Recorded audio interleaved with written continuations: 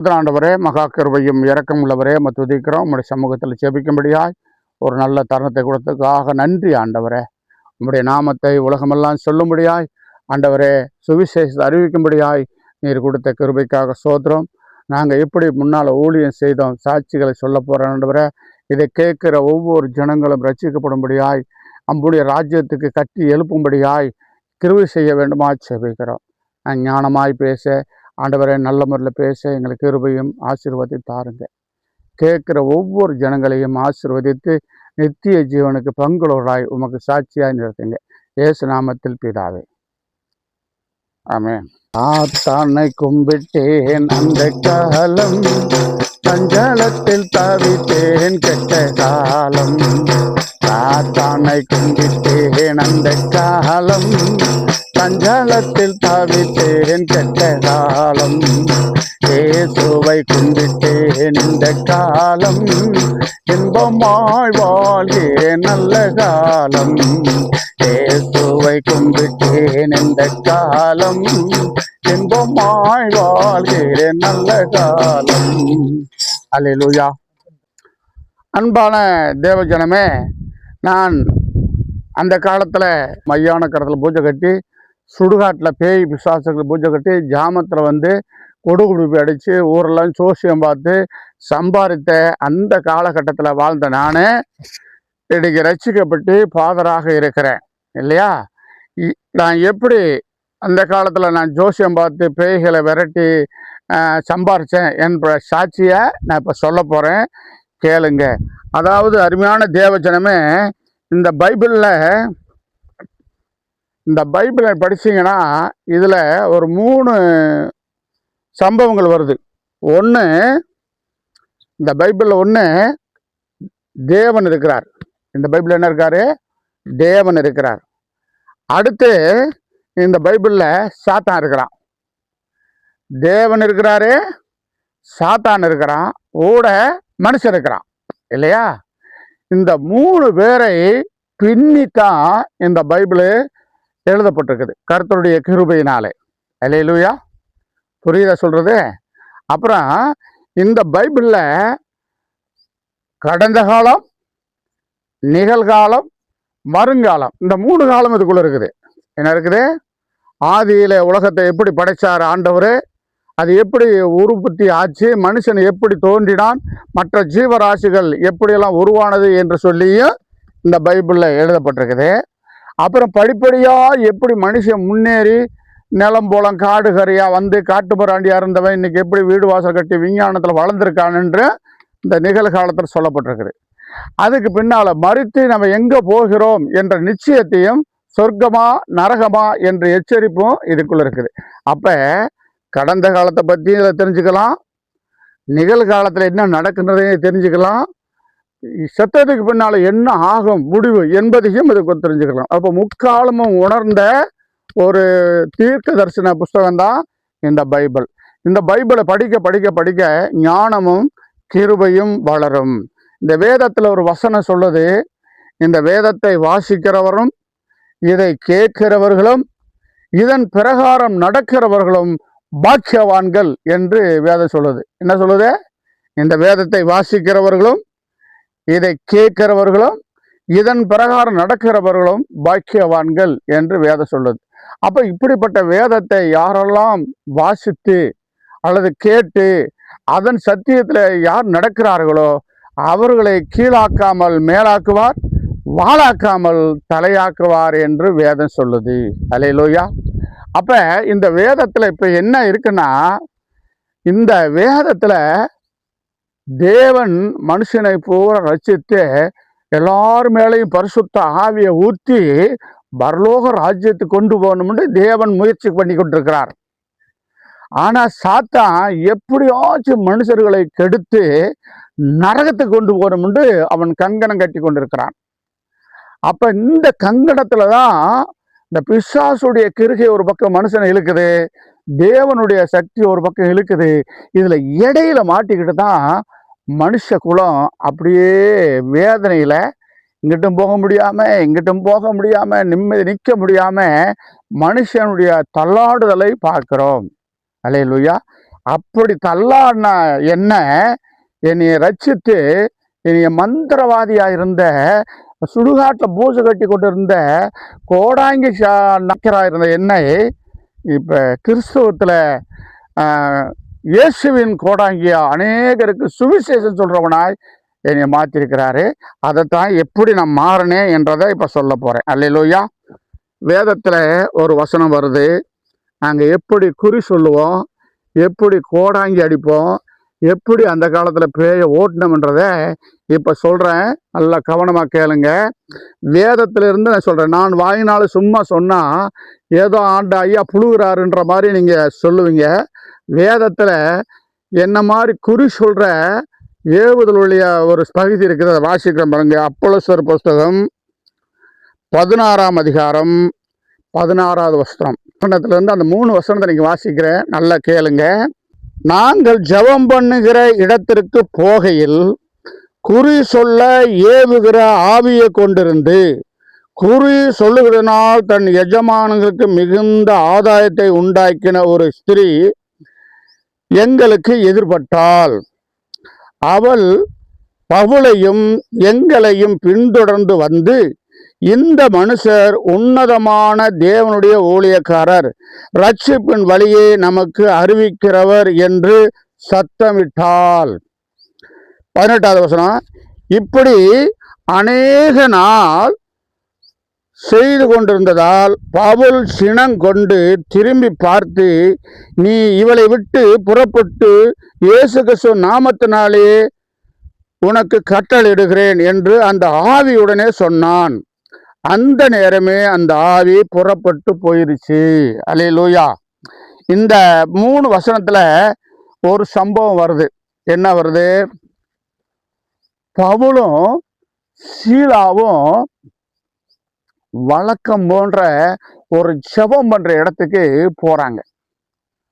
அவங்க ஜெபம் பண்ற இடத்துக்கு இருக்கிற இடத்தை விட்டுட்டு ஒரு ஆத்து ஓரமா ஒரு ஆத்து மணல்ல உட்காந்து ஜெபம் பண்ணுவது வழக்கம். யாரு? பவுலும் சீலாவும், அவரோட சேர்ந்த இந்த ஒரு சிலர். அப்படி போகும்போது இந்த பவுலை பார்த்து ஒரு குறி சொல்ற அம்மா சொல்லுது. என்ன சொல்லுது? இதோ போறாங்க பாருங்க, இவங்க தேவனுடைய ஊழியக்காரர்கள், இவங்க நமக்கு ரட்சிப்பின் வழியை காண்பிக்க வந்திருக்கிறார்கள் என்று அந்த அம்மா சத்தமிட்டு அந்த ஆளை பார்த்து சொல்லுது. யாரை பார்த்து? பவுலை பார்த்து. இதோ தேவனுடைய மனுஷர்கள் ரட்சிப்பின் வழியை காட்ட நமக்கு வந்திருக்காங்க, இவங்கெல்லாம் தேவ ஊழியக்காரங்கள் என்று அந்த அம்மா ஏவுதல்ல சொல்லுது. ஏன்னா உச்சனாப்புல குறி சொல்றது. ஆனா இந்த குறி சொல்ற ஏவுற ஆவியை கொண்டு அந்த பவுலை பார்த்த சோருக்கு அந்த அம்மா சொல்றதுன்னு பாக்குறோம் இல்லையா? ஆனா அந்த பவுல் எனக்கு ஜோசியம் பாரு அப்படின்னு கையும் நீட்டல காலும் நீட்டல அந்த அம்மா கிட்ட கேட்கல. அவங்க பாட்டுக்கு போறாங்க, ஜெபம் பண்றாங்க. அந்த அம்மா அவங்கள பார்த்த சோருக்கு அவங்களுடைய உண்மை நிலையை சொல்லுது. என்ன சொல்லுது? இதோ உன்னத தேவனுடைய ஊழியக்காரங்க, இவங்க நம்மளுக்கு ரட்சிப்பின் வழியை காண்பிக்க வந்திருக்கிறாங்க என்று அந்த அம்மா சொல்லுது. என்ன சொல்லுது? குரு சொல்ற ஏவுற ஆவியை கொண்டு சொல்லுது. அப்ப இப்படி தினம் சொல்றதுனால இந்த இந்த பவுலுக்கு கோபம் வந்து சினம் கொண்டு, சினம்னா கோபம் கொண்டு, தினமும் இந்த பொம்பளை இப்படியே சொல்றாரு அப்படின்னு சொல்லி திரும்பி பார்த்து அந்த குறி சொல்ற அம்மாவுடைய உள்ள இருக்கிற அந்த ஏவுதல் ஆவியை பார்த்து என்ன சொல்றாரு? இயேசு நாமத்தினால குறி சொல்ற ஆவியே இவளை விட்டு போ அப்படின்னு சொல்லிடுறாரு. அந்த ஆவி என்ன செய்யுது? உடனே அவரை விட்டு போயிருது. அல்லேலூயா, அல்லேலூயா.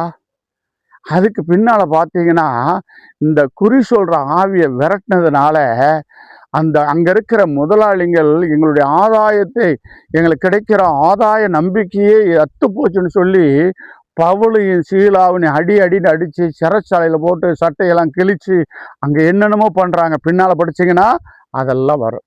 இப்ப குரு சொல்ற ஏவுற ஆவிக்கு வருவோம். அந்த அம்மா மேல குரு சொல்லி ஏவுகிற ஆவி இருந்தது. என்ன இருந்தது? குறி சொல்ற ஏவுகிற ஆவி இருந்தது. பவுல் மேல பரிசுத்த ஆவி, தேவனுடைய ஆவி இருந்தது. புரியுதா இப்ப சொல்றது? ரெண்டு ஆவிக்கு வித்தியாசம் செய்யணும். பரிசுத்த ஆவினா என்னன்னு தெரிய கேட்கக்கூடாது, நல்லா புரிஞ்சுக்கணும். அதாவது அந்த குறி சொல்கிற ஏவுகிற அந்த அம்மா பார்க்கறதுக்கு ஒரு நல்ல பொம்பளை தான், நல்லா தான் இருக்கிற எல்லாரையும் போலையும். ஆனாலும் அந்த அம்மாக்குள்ள என்ன இருக்குது, ஒரு குறி சொல்ற ஏவுகிற ஜோசியம் பார்க்கிற ஒரு சொன்ன பார்த்து சொல்ற எல்லாத்தையும் சொல்லக்கூடிய ஒரு ஆவி இருக்குது, ஜோசியம் பார்க்க ஏவுற ஆவி. சரியா? ஆனா பவுலுக்குள்ள என்ன இருக்குது, தேவனுடைய பரிசுத்த ஆவி. இப்ப பவுலு நம்மள மாதிரி மனுஷன்தான், எலும்பும் சதையுள்ள மனுஷன் தான், சாப்பிட்றவர் தான், போறவர் தான், நடக்கிறதா நம்மள மாதிரியே இருக்காரு. ஆனா அவருக்குள்ள என்ன இருக்குது, ஒரு பரிசுத்த ஆவி இருக்குது. அல்லேலூயா, புரியுதாப்ப?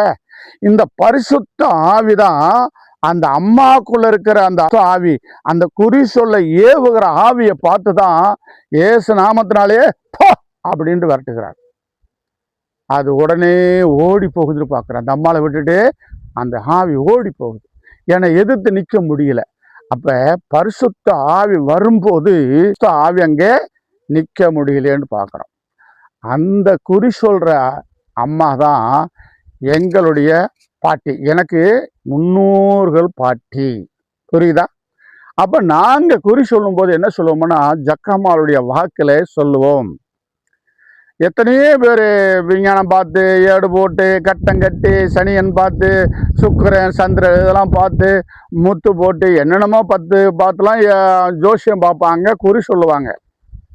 ஆனா நாங்க அந்த குறி சொல்ற ஏவுகிற ஆவியை கொண்டு ஆளை பார்த்து சொருக்கே நாங்க சொல்லுவோம். நீங்க பிறந்த இந்த ஊர்ல இருந்த இந்த ஊர்ல வந்த, இப்படி இருக்கிற, இனிமேலுக்கு இந்த நடக்க போகுது அப்படின்லாம் சொல்லிடுவோம். அவன் வரலாறவே சொல்லிடுவான் ஆளை பார்த்து சொருக்கு.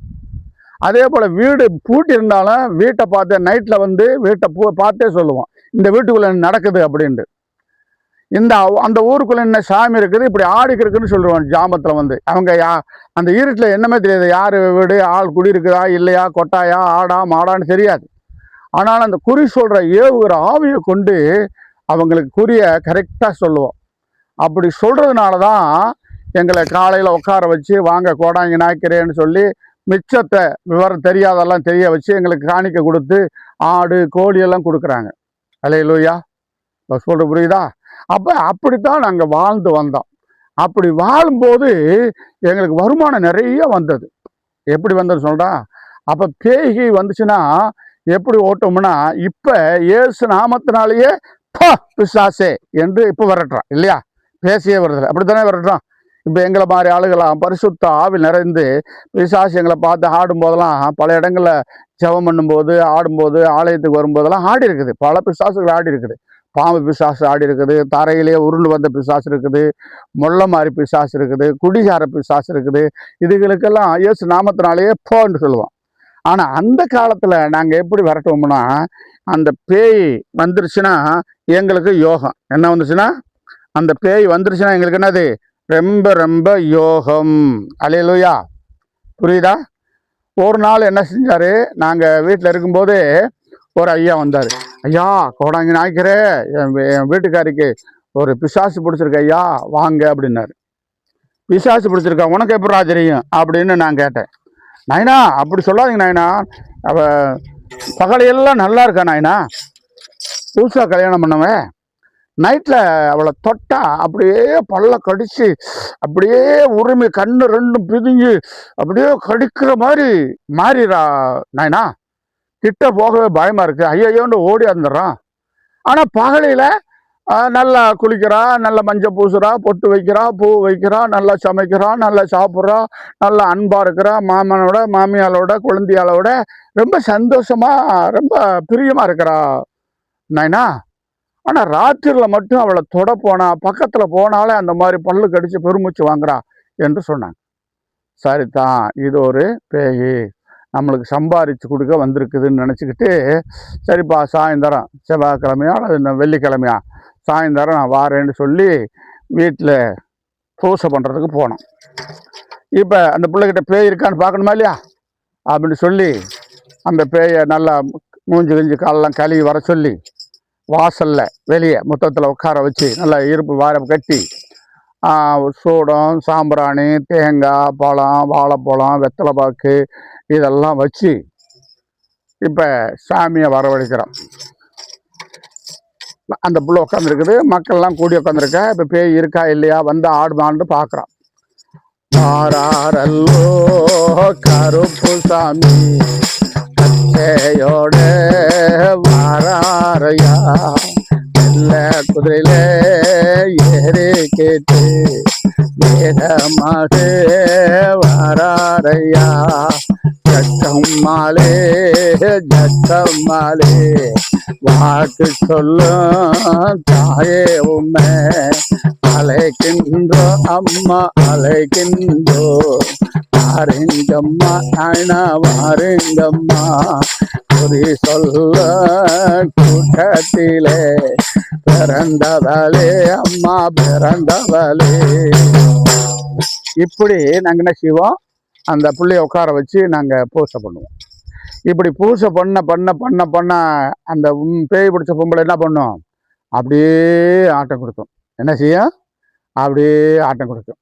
அப்படி ஆட்டம் கொடுக்கும்போதே நாங்கள் இப்போ ஊடு கடிப்போம். ஆடுகின்ற ஐயாமரே என் தஞ்சாமல்லோ தாமரப்போ, வந்ததுக்கு காரணம் என்ன, யாரு வந்தா இப்ப ஆடிக்கிட்டு இருக்க, நீ பேரை சொல்லு அண்ணே பேரை சொல்லு, நீ நல்லவனா கெட்டவனா, இப்ப சொல்லு பேரை சொல்லு. இப்படின்னு நாங்க அந்த வருந்துவோம். அந்த சாமி பேரை சொல்லி, இந்த பேய் ஆடுறவனே நீ யாரு, நல்லவனா கெட்டவனா, ஏன் ஆடிக்கிட்டு இருக்கிற, உன் பேர் என்ன அப்படின்னு கேட்போம். அப்படியே ஆடிக்கிருந்த பேய் முடி விரிச்சு போட்டு அழுகிறோம். அந்த பேய் என்ன செய்யும், அழுகும். அப்போ நாங்கள் அழுகாதப்பா, நாங்கள்லாம் இருக்கிறோம் இல்லையா, உனக்கு ஆறுதல் சொல்லும்படியா, இப்போ வந்து அழுகலாமா, நீ சொல்லு உன் பேர் என்ன சொல்லு. அவன் சொல்ல, என் பேரு பெரிய சாமி அண்ணே பெரிய சாமி அண்ணே பெரிய சாமி, நான் வெட்டு பெட்டு அண்ணே செத்தனே அண்ணே வன்கோலையா, நான் மாண்ட நன்னே அண்ணே மாண்ட நன்னே அண்ணே மாண்ட நன்னே. என்ன சொல்லுத ஆடிக்கிட்டே அந்த பொம்பளை மூலியமா, என் பேரு பெரியசாமி, நான் வெட்டுப்பட்டு செத்துட்டேன், நான் வன்கொலையா மாண்டுட்டேன், அதனால இப்போ நான் தனியாக உட்காந்துக்கிட்டு அலைஞ்சிக்கிட்டு இந்த பிள்ளைய பிடிச்சிக்கிட்டு இந்த பிள்ளையோட நான் வாழ்ந்துக்கிட்டு இருக்கிறேன் என்று அந்த பெரிய சாமி என்ற மனுஷன் சொல்கிறான்.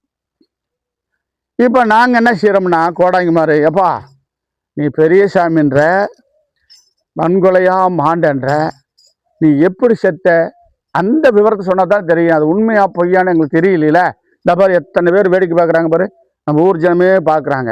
அப்போ நீ உண்மையாகவே பெரிய சாமினா நீ எப்படி செத்த, அந்த விவரத்தை சொன்னா தானே எங்களுக்கு உண்மையா பொய்யான்னு தெரியும். சொல்லு, உனக்கு என்ன வேணுமோ அதெல்லாம் நாங்கள் தந்துடுறோம், ஒன்றும் நாங்கள் கைவிட மாட்டோம் அப்படின்னா. இப்போ அவன் சொல்லுவான், இந்த பேய், அந்த பேய் ஆடிக்கிட்டே சொல்லும், ஆடிப்பிட்டு சந்தையிலே அண்ணே சந்தையிலே மாடு விற்க அண்ணே போன நன்னே அண்ணே போன நன்னே அண்ணே போன நன்னே, ஆடி பெட்டி சந்தையிலே அண்ணே மாடு விற்க, ரெண்டு மாடு விற்க போனேன் அண்ணே போன நன்னே அண்ணே போன. அந்த பேய் சொல்லுது, நான் என்ன பண்ணேன், ரெண்டு மாடு பிடிச்சிக்கிட்டு வாடிப்பட்டி சந்தையில் விற்க போனேன், இப்படி விற்க போறதுனால தான் எனக்கு இந்த பிரச்சனைலாம் வந்தது. மாடு விற்கிறதுக்கு நீ செத்ததுக்கு என்னையா இருக்குது பெரியசாமி, இப்படி போய் சொல்றிய, நீ மாடு விற்ற வாடிப்பட்டி சந்தைக்கு போனேன், அதை சரிதான் வாடிப்பட்டி சந்தை இருக்குது எங்களுக்கு எல்லாருக்கும் தெரியும், ஆனால் எப்படி நீங்கள் அங்கே செத்தீங்க அது தெரியலையே, நீ போய் சொல்றியா. அண்ணே போய் சொல்லுன்னு நான் சொல்கிறேன் கேளுங்க, ரெண்டு மாடு என்ன வித்த நன்னே, ரெண்டு மாடு என்ன வித்த நன்னே, 10,000 ரூபா வாங்கினேன் நன்னே அண்ணே வாங்கினேன் நன்னே, அந்த 10,000 மடியில நான் மடியில வச்சேன் நன்னே, மடியில வச்சேன் நன்னே, மடியில வச்சேன் நன்னே, ரெண்டு பேரு அதை பார்த்தானே நோட்டமிட்டு பார்த்தானே அண்ணே பார்த்தானே அண்ணே பார்த்தானே. 10,000 மாடு வித்தியா? உண்மையாவா வாட்டு 10,000 வித்த? ஆமா ஆமா, அந்த காலத்துல அவ்வளவுதாங்க விலை. இன்னைக்கு அது 50,000, அன்னைக்கு அவ்வளவுதான். பக்கத்துல கொஞ்சம் சொல்றான், ஆமாங்க அன்னைக்கு விலை அவ்வளவுதாங்க. இப்போ 10-20 வருஷம் ஆகுங்க. ஆமாங்க இங்கே தாங்க சத்த. எப்படி சத்தாப்பா? 10,000க்கு நான் மாடு விற்றேன். அந்த மாடு விற்கிற பணத்தை நான் எண்ணி வாங்கும்போது, நான் மடியில் வைக்கும்போது 2 பேரும் என்னை நோட்டமிட்டாங்க. எனக்கு சந்தேகம் வந்துருச்சு. ஆகவே சந்தேகம் வந்துருச்சு, இந்த பணத்தை நம்ம பையில் வச்சுருந்தா நம்மளுக்கு ஆபத்து வரும் அப்படின்னு நினச்சி, இன்னும் 2 நம்ம ஏதாச்சும் ஒரு மாடு கீடு வாங்கிட்டு போகலாம்னு பார்த்து, நல்ல மாடாக இருந்தால் வாங்கிட்டு போகலாம் அப்படின்னு நினச்சிக்கிட்டு இருந்தபோது, எங்கள் ஊருக்காரையும் ஒருத்தன் முன்னாலேயே ஊருக்கு போகிறான். அதனால் இந்த பணத்தை அவங்ககிட்ட கொடுத்து எங்கள் வீட்டில் கொடுத்துருங்கன்னு சொல்லி அந்த பணத்தை கொடுத்து அனுப்பிட்டேன். இந்த பணத்தை கொடுத்து அனுப்புனது இந்த 2 பேருக்கு தெரியாது. யாருக்கு? இந்த பணத்தை திரும்ப நோட்டமிட்டாங்க பாரு, அவங்க 2 பேருக்கும் தெரியாது. என்கிட்டே தான் அந்த பணம் இருக்குன்னு அவங்க நினச்சிக்கிட்டு இருக்காங்க. ஆக எனக்கு முன்னாலேயே பஸ்ஸில் போய் நான் ஊரில் இறங்கி, ஒரு ரோட்டிலேருந்து இறங்கி கொஞ்சம் தூரம் நடந்துடும். அதனால் அந்த ரோட்டுக்கு கீழே இருக்கிற அந்த பாலத்தில் இவங்க 2 பேரும் ஒளிஞ்சுருக்காங்க. எனக்கு தெரியல. நான் ஒரு 9-10 மணி போல் நான் வஞ்சகம் இல்லாமல் அந்த பஸ்ஸில் ஏறி போய் அந்த ரோட்டில் இறங்குறேன். இறங்கும்போது என்ன ஆயிடுச்சு, அவங்க என்னை எதிர்பார்த்து இருந்தவங்க 2 பேரும் பாலத்தை விட்டு, டேய் நில்றான்னாங்க. ஐயையோ நம்மளை கொள்ளத்தான் போகிறான் பணத்துக்கிட்டே. டேய் என்கிட்ட பணம் இல்லைடான்னு ஓடினேன். என்னடா நாங்கள் தான் பார்த்தோம் பணம் இல்லைன்னு சொல்லி வந்த சோறுக்கு விரட்டி என்னை வெட்டிட்டாங்க. வெட்டிட்டு காலை போட்டு பார்த்தா மடியெல்லாம் கிண்டி பார்க்குறாங்க. 5 ரூபா இருந்ததுப்பா, பஸ்ஸு போக 5 ரூபா இருந்தது. அடடடா 5 ரூபாய்க்கு ஒரு ஆளை வெட்டிட்டுமே என்று சொல்லி அவங்க புலம்பிக்கிட்டே போனாங்க என்று பேய் சொல்லுது. அண்ணே அண்ணே அண்ணே கோடாங்கண்ணே அண்ணே கோடாங்கண்ணே, நான் 10,000 நான் வெட்டு கழிப்பிட்டு நான் பஸ்ஸில் அண்ணே வந்தேன் அண்ணே அண்ணே வந்தேன் அண்ணே. எங்க ஒரு காப்பினிலே இறங்கி வீட்டுக்கு போக அண்ணே நடந்தேன் அண்ணே அண்ணே நடந்தேன் அண்ணே. பாலத்துக்கு கீழே அந்த 2 பேரு அண்ணே விரட்டி அண்ணே வெட்டிட்டான் அண்ணே அண்ணே வெட்டிட்டான் அண்ணே அண்ணே வெட்டிட்டான். இனி வெட்டி போட்டு மடிய தள்ள சொல்லாகும் போது 5 ரூபா மட்டும் இருந்ததண்ணே அண்ணே இருந்ததண்ணே அண்ணே இருந்ததண்ணே. 5 ரூபாய்க்கு வெட்டிட்டுமேன்னு சொல்லி அவங்க 2 பேரும் புலம்பிக்கிட்டு போறாங்க. அப்படித்தானே நான் வெட்டுப்பட்டு செத்தன்னே, இந்த பூமியில் எனக்கு இடம் இல்லை, அதனால அப்படி காத்தா திரிகிறன்னே, இதுதானே என் வரலாறு அப்படின்னு அந்த பொம்பளை ஆடிக்கிட்டே அந்த பேய் சொல்லுது. சரிப்பா, உன் வரலாறா ரொம்ப கன்றாவையா இருக்குது. பக்கத்து வீட்டுக்காரங்க அடுத்த வீட்டுக்காரங்களாம் சொல்றாங்க, ஆமாங்க ஒரு 10 வருஷத்துக்கு முன்னால இந்த மாதிரி ஒரு சம்பவம் நடந்துச்சுங்க, போலீஸுக்காரங்களாம் வந்து பார்த்துட்டு போனாங்க, அவன் பேர் பெரிய சாமி தாங்க அப்படின்னு சொல்றாங்க. அந்த ஊர்ல அந்த சம்பவங்களை பழைய ஆளுகளாம் சொல்றாங்க. சரிப்பா, இந்த பேயை நீ எப்படி பிடிச்சன்னு சொல்லிட்ட, ஆனா எப்படி இந்த புள்ளைய பிடிச்ச அதை சொல்லு. நீ எத்தனையோ பேர் இருக்கும்போது இந்த புள்ளைய எப்படி பிடிச்ச அது சொல்லு. ஆற கோலம் கம்மாயில எரு பறக்க அண்ணே வந்தாலனே வந்தாலனே. ஆற கோலம் அம்மாயில மதியான வேலையில அண்ணே வேலையில எரு பறக்க அண்ணே வந்தாலனே அண்ணே வந்தாலனே. சூறாவளி காத்து போல ஆசைப்பட்டு அண்ணே பிடிச்ச நன்னே அண்ணே பிடிச்ச நன்னே அண்ணே பிடிச்ச நன்னே. என்ன சொல்லுது பேய்? ஆரக்குளங்க அம்மாயில இந்த அம்மா இந்த பிள்ளை எருப்பறக்க போச்சா. எப்ப? மத்தியானத்துல உச்சி நேரத்தில் எருப்பறக்க போகும்போது அவன் சூறாவளி மாதிரி சுற்றி இந்த அம்மாவை பிடிச்சிக்கிட்டான். அல்லேலூயா. இப்போ என்ன செய்யறது? இந்த பேய் நீ இவனை விட்டு நம்ம பிள்ளை விட்டு போகணும்னா கோளாறு போயிரு, பாவம் ஏழை குடும்பம், இன்னவனுக்கு எத்தனையோ பேர் இருக்காங்க, பிடிச்சிக்கோ, இந்த பிள்ளைக்கு மேலே உட்காந்து அளக்களிக்காதேன்னு சொல்லி அவளுக்கு பூசை பண்ணும்போது அதை கேட்கும். எனக்கு ஆடு வேணும், கோழி வேணும், 8 முளை வேட்டி வேணும், சருகு சட்டை வேணும், பீடி வேணும், சாராயம் வேணும், எனக்கு சுருட்டு வேணும், இதெல்லாம் அந்த பேய் கேட்கும். புரியுதா சொல்றதே? நீ பேய் ஓட்டும்போது பார்த்துருக்கியா? இதெல்லாம் கேட்கும். பெரிய வீடாக இருந்தால் கெடா கேட்போம், அதுக்கு மேலே பெரிய பண்ணை வச்சுருந்தானா மாடு குடிண்டு கேட்போம், கொஞ்சம் அப்புறாணியாக இருந்தால் கோழி கேட்போம், ஒரு கூவுகிற சேவல் கேட்போம். இதெல்லாம் அது பேய் வாயினாலேயே சொல்ல சொல்ல சொல்ல சொல்ல எழுதிக்கப்பா. உன் குடும்பம் நல்லா இருக்கணும், உன் குடும்பத்தை வாழ வைக்கணும், இந்த பேய் போகணும், நீ சந்தோஷம் வாழணும்னா எல்லாம் ஒரு பேப்பரில் எழுதிக்கோ. அந்த பேய் என்ன கேட்குதோ அதெல்லாம் நல்லா கேட்டுக்கிட்டு கடைசியில் சரி இந்த பிள்ளைகளை விட்டு நல்லா சுற்றி பாரு, நிறைய வேடிக்கை பார்க்குறேங்க, 1 நாள் 2 நாள் சுற்ற விட்டுருவோம். சின்ன வீடாக இருந்தால் 2 நாள் 3 நாள், பெரிய வீடாக இருந்தால் 8 நாள் ஆட விடுவோம். இங்கே விளம்பரம் ஊரெல்லாம் பரவும். புரியுதா? இப்போ எல்லோரும் வேடிக்கை பார்த்து காலையில் ஒரு சாயந்தரம் ஒரு 7-8 மணிக்கு ஆரம்பித்து 10-10:30க்கெல்லாம் அந்த ஆட்டத்தை முடிச்சுக்கிடுவோம். முடிச்சுக்கிட்டு இலப்பாரு போ ரெஸ்டடு, இன்னொரு நாளைக்கு பார்க்கலாம் அப்படின்னு சொல்லி சுத்த விடுவோம். இப்படியே நாங்கள் பேய் ஆட்டி அந்த அதெல்லாம் எழுதி பேரை ஒரு சந்தனம், குங்குமம், 8 முளை வேட்டி, சருகை சட்டை, கோழி இதெல்லாம் வாங்கி பண்ணி பார்த்துட்டு பார்த்தியா எல்லாம் பாரு, பேய ஆடி பாரு, அண்ணன்னே நானே நானே நானே நானே நானே நான் அப்படியே பார்க்கும். அந்த பேய் என்ன செய்யும்? அப்படியே அந்த வாங்கி வச்ச ஜாமானெல்லாம் சுற்றி பார்க்கும். பார்த்தியா எல்லாம் நீ கேட்டதெல்லாம் வாங்கி வச்சுருக்கோம், இதுக்கு மேலே நீ என்ன செய்யக்கூடாது, இந்த இடத்துல இருக்கக்கூடாது, நீ வேற பெண்ணை ஏதாச்சும் நல்ல பொண்ணை பார்த்து பிடிச்சிக்கோ அப்படின்ட்டு பாரு, நம்மகிட்ட பாரு அப்படின்னு சொல்லிட்டோம்னா அந்த பேய் அப்படியே பார்க்கும், அந்த கூட்டத்தவே பார்க்க அப்படியே ஆடிக்கிட்டேன். அங்கே இருக்கிற பொம்பளைலாம் வயசு பிள்ளைகள்லாம் என்ன ஆயிடுவாங்க, ஓடிடுவாங்க. அப்போ அந்த பேய் என்ன செய்யும்? எனக்கு ஒரு பொண்ணு கூட எனக்கு நல்ல பொண்ணு பிடிக்கல, நான் நல்ல பொண்ணை பிடிச்சிக்கிறேன் அப்படின்னு சொல்லும் அந்த பேய். சரி இப்போ நீ போகிறன்னு உறுதியான சொல்லு, முடி எடுத்து கொடுத்து நான் சத்தியமாக போகிறேன்னு சொல்லு அப்படின்னு சொன்னால் அப்படி ஆடிக்கிட்டே என்ன செய்யும்? அந்த முடியை எடுத்து கொடுக்கும் கையில். அந்த முடியை எடுத்துவிட்டு அந்த முடியை அப்படியே முடிச்சு போட்டு வச்சுருவோம்.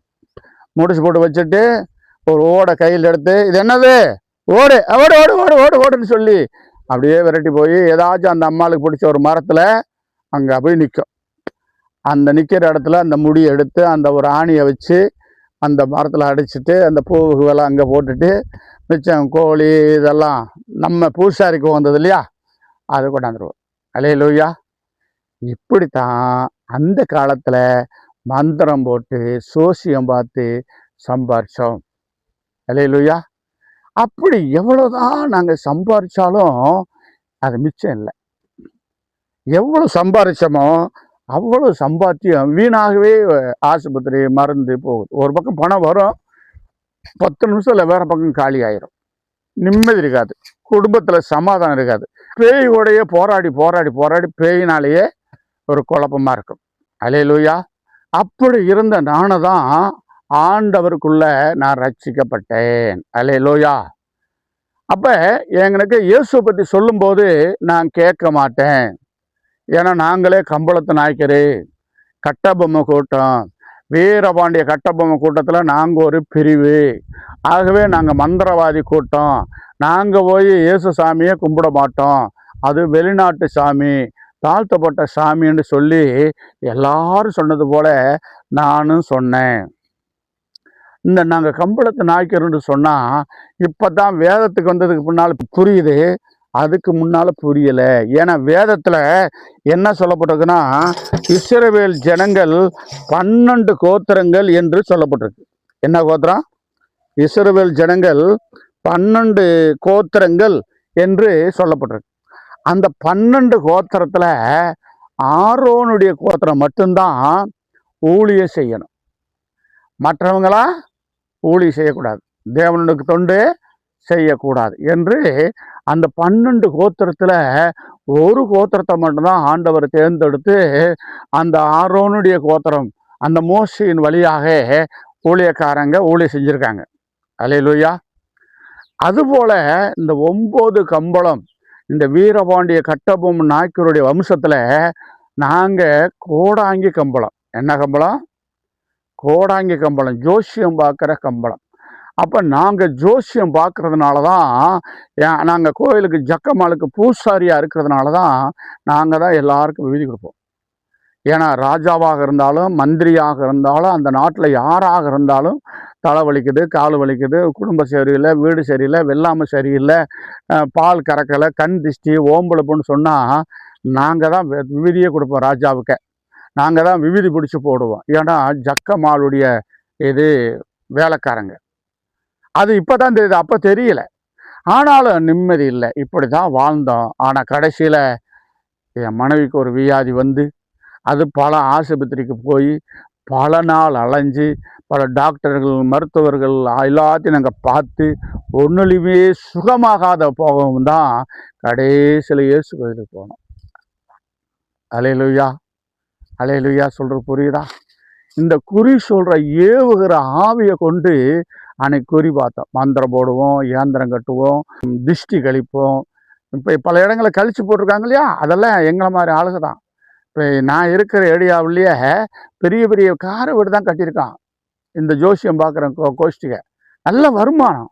ஆனால் என்ன இல்லை, நிம்மதி இல்லை. கடைசியில் நரகத்துக்கு தான் போகணும். ஆகவே தான் இயேசுகிட்ட கடைசியில் என் மனைவிக்கு ஒரு வியாதி வந்து 7 வருஷமாக ஒரு இழப்பு மாதிரி அழைச்சிக்கிட்டு ஆஸ்பத்திரி டாக்டரு எல்லாருக்கிட்ட இருக்கிற காசெல்லாம் கொடுத்துட்டு கடன்காரனாக இருக்கும்போது என் வீட்டுக்காரி சாக போகிற நேரத்தெல்லாம் கடைசியில் வேறு வழியே இல்லாமல் இயேசு கோயிலுக்கு போனோம். அங்கே இயேசு கோயிலில் ஒன்றும் இல்லை. 2 கிழிஞ்ச பாயம், ஒரு உடஞ்ச ட்ரம்மும் தான் இருக்குது. ஒரு சின்ன ஓட்டு கொட்டாய் மாதிரி. நம்ம எத்தனையோ காளியாத்தா, மாரியாத்தா, பெரிய பெரிய சாமிகள், கோபுரம் அதெல்லாம் பார்த்தவங்க இல்லையா நம்மளுக்கு. என்னடா எத்தனையோ பேய்கள் நம்ம ஓட்டுறோம், இதில் என்னடா ஆக போகுது அப்படின்னு சொல்லி ரொம்ப வெக்கப்பட்டு அசிங்கப்பட்டு இந்த கோயிலுக்கு போகிறதுக்கே ஏதோ ஒரு தப்பு செய்கிற மாதிரி போய் வேறு வழியில் மனைவிக்காக போய் ஒரு மூலையில் உட்காந்தேன். ஆனால் எல்லாரும் உள்ளூருன்றதுனால, நாயனா நீங்கள் வந்துட்டீங்களா, சரியாகும், பரவாயில்ல, கவலைப்படாதீங்க, உன் கொண்டாடி சரியாயிரும் அப்படி எல்லாரும் தெரிஞ்சவங்கன்றதுனால, என்னோட மில்லில் வேலை பார்த்தவங்கன்றதுனால எல்லாருக்கும் அவங்களுக்கு தெரியும். அதனால் உள்ளூர், அதனால் யார் யாருன்னு தெரியுமா இல்லையா, தெரியுமா? அதனால் சமாதானம் சொன்னாங்க. பயப்படாதீங்க, உங்கள் கஷ்டம் தீர்ந்துடும், இயேசுக்கிட்ட வந்துட்டீங்களே, உங்கள் கவலை மாறு எல்லாரும் சொன்னாங்க. நாங்கள் எதாத்தானே ஊர்லாம் சொன்னோம், ஜோசியம் பார்த்தோம். நீங்கள் எனக்கு ஜோசியம் பார்க்குறீங்க, எங்கள் நேரம்டா இது அப்படின்ட்டு ஒன்றும் பேசலை, உட்காந்துருந்தேன். அவங்க 2 பாட்டு பாடினாங்க, அப்புறம் ஜெபம் பண்ணாங்க, அப்புறம் தோத்திரம் பண்ணாங்க. அப்புறம் கடைசியில் அந்த சபை மூப்பரே எங்கள் வீட்டுக்காரி தலையிலே கை வச்சு ஜெபம் பண்ணார். தோத்திரம் தோத்திரம் தோத்திரம் தோத்திரம் தோத்திரம் தோத்திரம்னாரு. அவர் தோத்திரம்னா எனக்கு ஆத்திரமாக இருக்குது. என்னென்னமோ பண்ணி பார்த்தோம், மந்திரம் போட்டோம், கூக்குழி இறங்கணும், விக்கிரகணும், கடா வெட்டணும், கோழி அறுத்தோம், சாவு அறுத்தோம், நம்ம பூசாரியை பார்த்தோம், நம்ம கோடாங்கியை பார்த்தோம், எதுவுமே சுகமாகலையே, இந்த வியாதி இவ்வளோ விட்டு எப்படி போகும் அப்படின்னு நினச்சி நான் ஆத்திரமாக இருக்கிறேன். அவங்க சோத்திரம் சொல்லிட்டு முடிச்சுட்டாங்க. ஆனால் என் வீட்டுக்காரருக்கு பேயும் ஆடலை, பிசாசு ஆடலை, ஒன்றும் ஆடலை. சரி, எல்லாரும் போல இவங்களை ஏமாத்துறாங்கன்னு நினச்சிக்கிட்டு நாங்கள் வீட்டுக்கு போயிட்டோம். அந்த இவங்க எல்லாம் என்ன செஞ்சாங்க, நாயனா பயப்படாத, இயேசுனியை காப்பாற்றுவார்னு சொல்லி எல்லாரும் ஆறுதலாக சொன்னாங்க. நாங்கள் ஊருக்கெல்லாம் ஆறுதல் சொன்னோம். இப்போ நீங்கள் எங்களுக்கு ஆறுதல் சொல்கிறீங்க, எங்கள் நேரம்டா இது அப்படின்னு சொல்லிட்டு நான் கொஞ்சம் லேட்டாக வீட்டுக்கு போனேன். வீட்டுக்கு போனால் அன்றைக்கி தான் எங்கள் வீட்டுக்காரி சோறாக்குறா. மதியானம் 2 மணியை போல் உழ வச்சு சோறாக்குறா. ஒரு 7 வருஷமாக அவள் சோறாக்குறதே கிடையாது. பைத்தியம் பிடிச்ச மாதிரி திரிவா மூளைக்கு. என் பெரிய பொண்ணு தான் அது வேலை பார்க்கும். அப்போ என் வீட்டுக்காரி அப்படி பைத்தியமாக தெரிஞ்சதுனால என் பெரிய பொண்ணு தான் சோறாக்கும். இவன் எங்கே ரயிலில் விழுந்துருவாளோ, பக்கத்தில் ரயில் ரோடு இருக்குது, பெரிய ஏரி இருக்குது கம்மா, இதில் எதுலையாச்சும் விழுந்துருவாளோ, பைத்தியக்காரி மாதிரி நம்ம மேலே பழிய போட்டுருவாளோ, பொண்டாட்டியை கொண்டுட்டான்ற மாதிரி வந்துருமோ என்ற பயத்தை அவள் பின்னாலேயே தெரிஞ்ச காலம் உண்டு. ஆனால் அன்னைக்கு தான் அவள் மத்தியான நேரத்தில் சோறாக்குறா. ஏன்னா எங்கள் ஏரியா மில்லு ஏரியா, அங்கே மத்தியானம் தான் சோறாக்குவாங்க. மற்ற இடங்களில் சாயந்தரம் பண்ணுவாங்க, சில பேர் காலையில் பண்ணுவாங்க. எங்கள் ஊரை பொறுத்த அளவுக்கு அந்த 10 ஊர்லேயும் அங்கே மில்லு வேலைக்காரங்க அதிகமாக இருக்கிறதுனால மதியானம் தான் எல்லோரும் சோறாக்குவாங்க. அதனால் என் வீட்டுக்காரையும் அன்றைக்கி மத்தியானத்தில் சோறாக்குறான். எனக்கு ஒரே ஆச்சரியம். அவள் இழப்பு பிடிச்சதே போவா, ஆனால் ஒன்றுமே இல்லை. ஆனால் இப்போ இயேசு கோயிலுக்கு போயிட்டு வந்ததுலேருந்து கொஞ்சம் தெளிவாக இருக்கிறாளே அப்படின்ட்டு ஒரு மனசில். அப்போ இந்த இயேசு கோயிலில் ஏதோ இருக்குது, ஏதோ சக்தி இருக்குன்னு நான் நம்பினேன். ஆனால் வெளியே சொல்லலை. என்ன செய்யலை, நானே மந்திரவாதியை வெளியே சொன்னால் எப்படி இருக்கும், வைக்க இல்லையா அப்படின்ட்டு சொல்லலை. ஆனால் தேவனுடைய கிருபையினால அப்படியே நான் அதிலிருந்து நாங்கள் என்ன செய்வோம், ஞாயிற்றுக்கிழமை நல்ல புள்ள மாதிரி கோயிலுக்கு வருவோம். மற்ற 7 நாளும் பையன் தூக்கி போட்டுக்கிட்டு ஜோசியம் பார்க்க போவோம். அந்த ஜோல்னா பிள்ளைனா இருக்கும், தலைப்புள்ள எலும்பு இருக்கும், விக்கிரா சிலைகள் இருக்கும், பாசி இருக்கும், உத்ராச மாலை இருக்கும், கோடாங்கி இருக்கும், முத்து இருக்கும், ஏடு இருக்கும், மை டப்பா இருக்கும். என்ன டப்பா? மை டப்பா. இத்தனையும் வச்சு நாங்கள் என்ன செய்வோம், ஊரெல்லாம் போய் ஜோசியம் பார்த்து கோழி ஆடு வாங்கி பைக்கில் வச்சு அதே தலைமாட்டில் வச்சு கொடுப்போம்.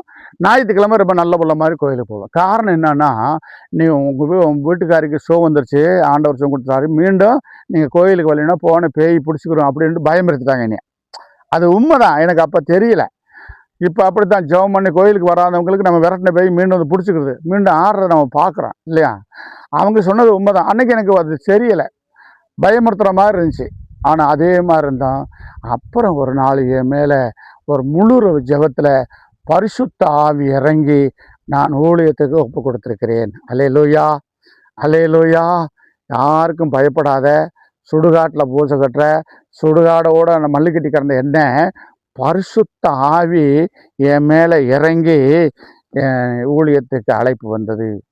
நீங்கள் ஜாமத்தில் பூஜை கட்டும்போது அந்த சுடுகாட்டில் பேய்களுக்கெல்லாம் பூசை பண்ணி அந்த அவளு பொறிகடலை கொடுத்தா கையில் இருக்கிற புருங்க அந்த குடிசாத்தான்கள் அது படும்போது மசுராக நம்ம மேலே உரசுங்க, கிச்சு பிடிச்சு கத்துங்க. அதுதான் நம்ம ஜாமத்தில் போகும்போது ஒரு ஏவுதல் வரும், இன்னாருக்கு சொல்லணும், இந்த வீட்டுக்கு இது சொல்லணும், இந்த வீட்டுக்கு சொல்லணும், பகலில் இவருக்கு இது நடக்குதுன்னு சொல்லி அந்த குறி சொல்கிற ஏவுகிற ஆவியை கொண்டு தான் அவங்க சொல்கிறதுனால தான் அவங்கள நம்புகிறாங்க, நாங்கள் கேட்டது கொடுக்குறாங்க. புரியுதா சொல்கிறது? என்னையா அப்படி சொல்கிறேன்றிருக்கியா? இன்றைக்கும் அதுதான் ஜோசியம் பார்க்குறாங்க. ஆனால் பொய் சொன்னால் அவங்களுக்கு நல்ல காலம் பிறக்குது, ஒரு 1000 ரூபா கொடுனா கொடுப்பியா? கொடுக்க மாட்டேன். அப்போ நாங்கள் என்ன செய்யணும், உனக்கு ஜோசியம் பார்த்து நீ நம்புகிற அளவுக்கு என்ன செய்யணும், மண் அள்ளி சர்க்கரையாக்கணும். உன் கையினாலேயே மண் அள்ள சொல்லி அதை சர்க்கரை ஆக்கணும். உன் கையினாலேயே கல்லை எடுத்து வர சொல்லி அதை கல்கண்டா உனக்கு திங்க கொடுக்கணும் இல்லையா. உன் கண்ணுக்கு முன்னாடி ஒரு பேப்பர் எடுத்து அதை மரமரன்னு பூசை பண்ணி அது 500 ரூபா தாளா மடமரன்னு காட்டணும். அப்போ தான் நீ என்ன செய்வ, ஓ பெரிய மந்திரவாதியாக நம்புவேன். அல்லேலூயா, அல்லேலூயா. இப்படி மந்திரம் போட்டு கொண்டு இருந்த எண்ணெய் இன்னைக்கு இயேசுடைய பாதகராக மாற்றி சமாதானத்தோட குடும்பமாக என்னை வாழ வச்சிருக்கிறாரு. கர்த்தர் அவங்களை கேட்ட எல்லாரையும் ஆசீர்வதிக்கிறார். பேய்களை அந்த காலத்தில் உடுக்கடிச்சு ஆட விட்டு அதன் மூலியே சம்பாரித்து வாழ்ந்தோம். இந்த காலத்தில் இயேசு நாமத்தினாலேயே பிசாசே என்று நாங்கள் விரட்டுக்கிறோம்.